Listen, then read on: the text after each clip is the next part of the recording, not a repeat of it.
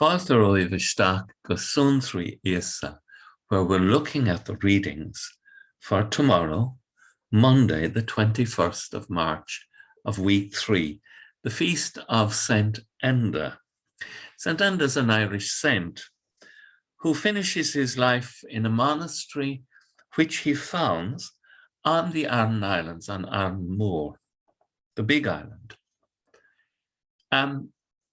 He's a very interesting character. He was of royal lineage, he was a warrior, and he's converted, and he becomes interested in being a warrior for God in the monastic life. And he founds a monastery after being ordained, whether it was in Rome or in Ireland or elsewhere. He's ordained and he founds a monastery above a Drogheda on the banks of the Boyne. And moving on from there, he goes and he eventually will end up on the Aran Islands.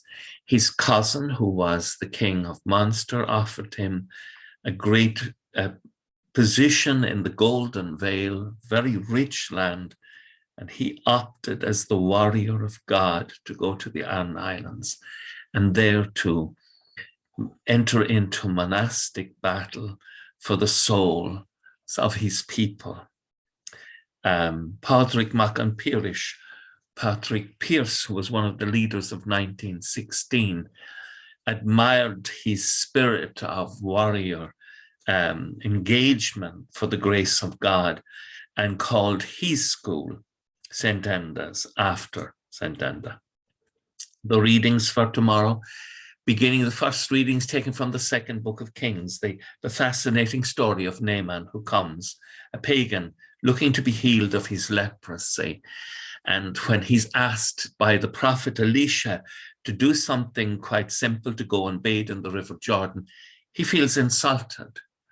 And his servant reminds him that if the prophet had asked him to do something really difficult, that he would do it.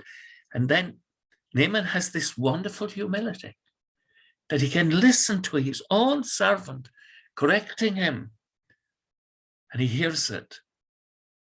And this is contrasted with the people in the gospel tomorrow from Luke chapter 4.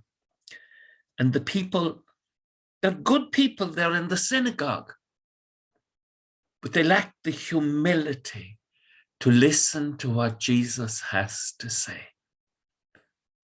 And so they allow themselves to lose out on the wisdom of God that's present in the person of Jesus. That struggle is going on inside in you and me.